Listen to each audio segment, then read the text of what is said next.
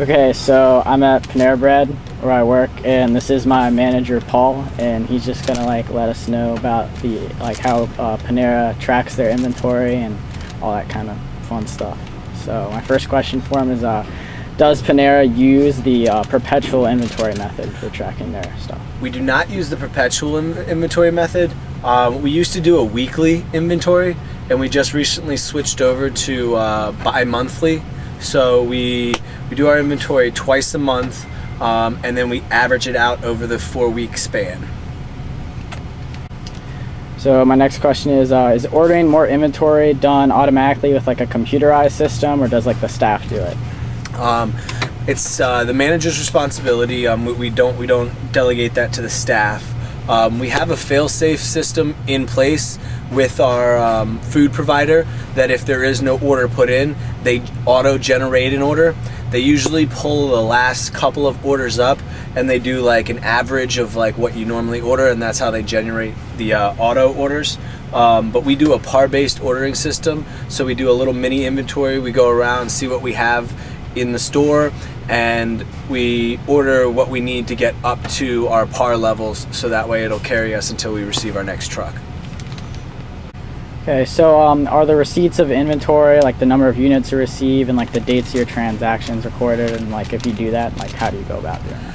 All right, well, what we do is we use the computer. We have a computer program that has every single item that we carry, from napkins to plastic forks to potato chips to every item we have, it keeps track of.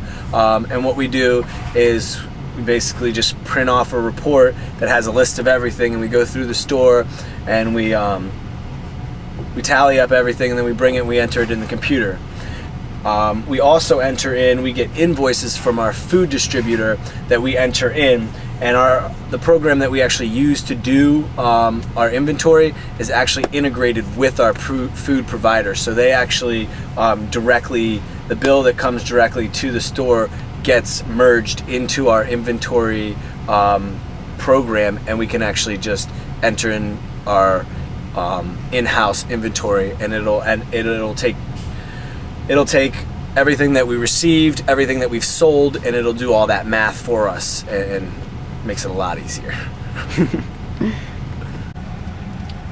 Okay, so this is the program that Panera uses to basically track their sales and make calculations. So Paul's just kind of gonna give us a rundown of how this works. Paul. All right, so this is our food merchandise report, and we break it down into different groups to make it easier to manage different aspects. We have high dollar items and lower dollar items. We break it down: dry storage, things that are stored in the fridge, the freezer, cheeses, meats, the syrups that we use for the sodas, dairy, our dresses and our sauces, our pastries, and what we generally look at is we look at our beginning inventory, what we had on hand when we started, what we purchased, what we received from our food distributor for that week. Then we look at our transactions in and out. The in transactions are going to be what we received from our food providers. We also receive produce from a different provider, and we actually have to input that in separately. They aren't integrated with our computer systems. And then we look at the transactions out, what we sold that week, what we should have gone through, and then we look at the ending inventory. So that way we can then take a look at the difference between the two. And what this shows us is what we should have at the end of the week, and then when we count our inventory, it shows us what we actually have, and we can look at the differences between the two to see if we're actually, on pace, or if we're losing money, if we're losing food, what areas we're doing well in, what areas we aren't doing well in, so that way you can really hone in and focus on, profitability from a food cost standpoint. So Paul, how is the minimum amount that Panera keeps in inventory determined? All right, the minimum amount, what we do is we take our sales for the week, and we look at how much product we would need to hit that sales. And we do forecasting. generally we compare it to last year's sales, and then we add in what we'd like to, have in sales growth for the year. We then develop PARs based on those sales growth in our market area.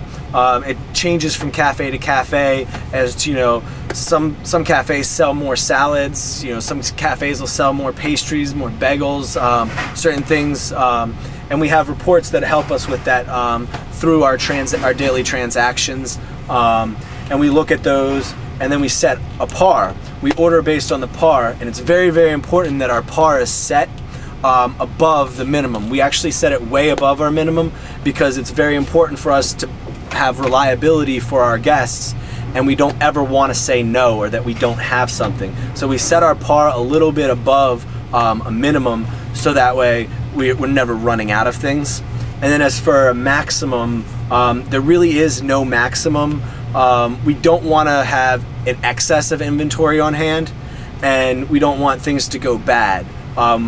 There's a saying, it's FIFA, it's first in, first out. So we rotate all of our inventory.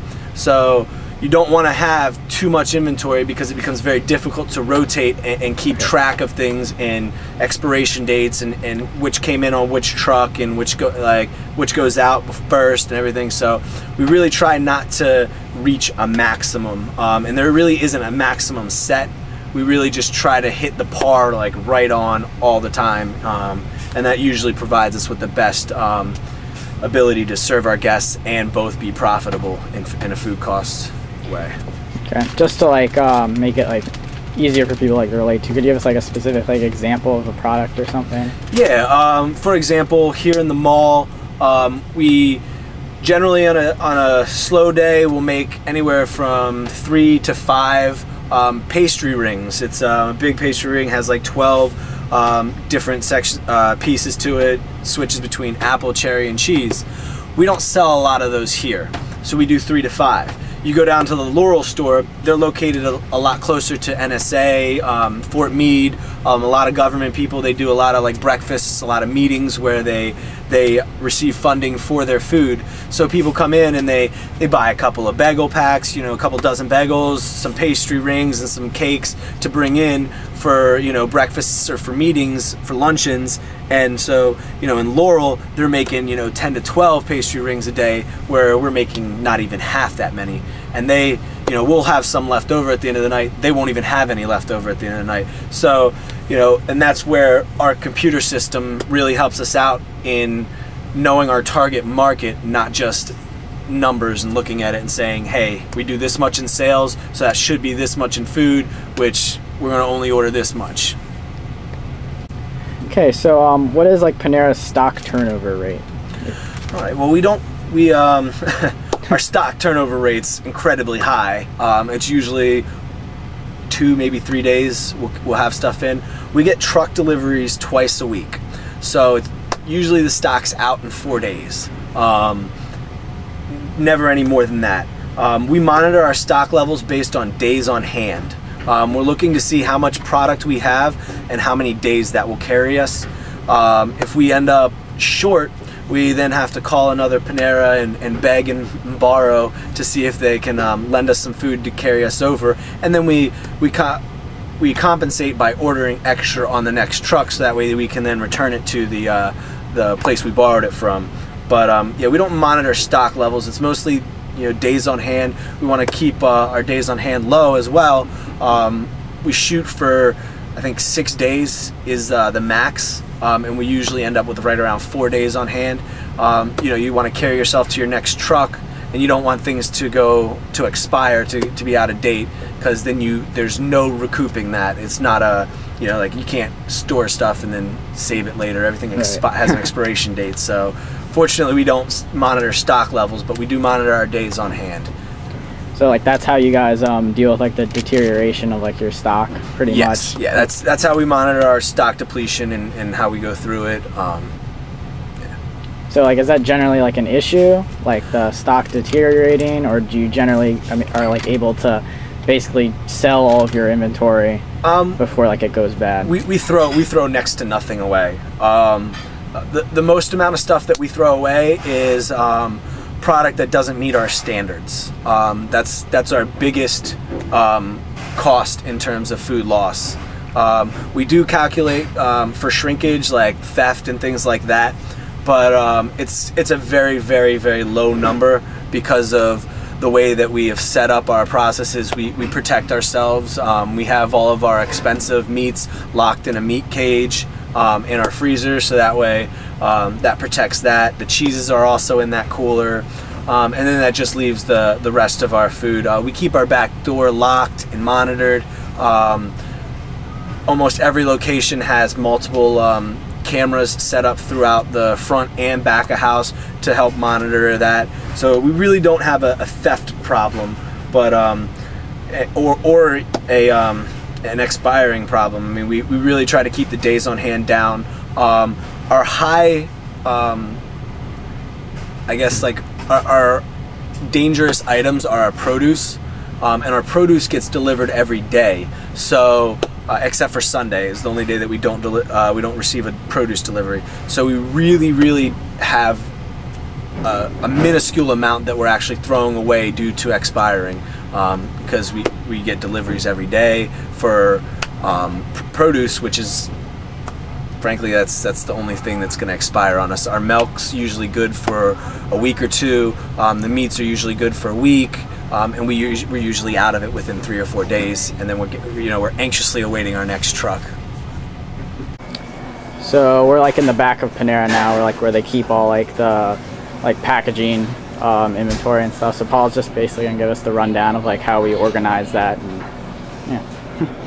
So pretty much we try to use as much space as we can. We have certain rules and obligations from the health department on how we can store things. Everything's stored on shelves at least 6 inches up off the ground. Which one's the wheat flour?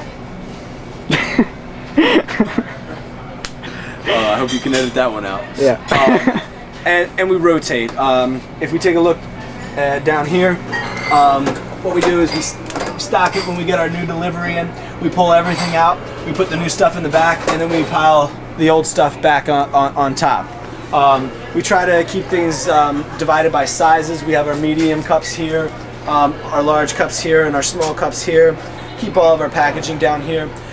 We keep all the extras up there, but we keep these here for easy access, and so that way we can make sure that we are actually rotating it. While the cups won't go bad, we just don't want them to sit over time, collect dust, anything like that, and then turn around and serve them to guests.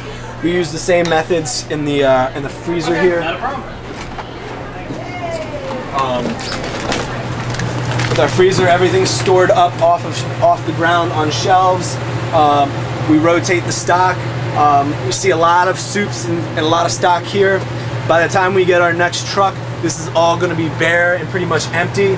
And what little we have, we'll pull out, we'll set it down, we'll put the new stock in, and then we'll put the older stuff in front of it, so that way we make sure that we use that first. This is the fridge, much like the freezer. Everything is stored up off the ground due to health constraints.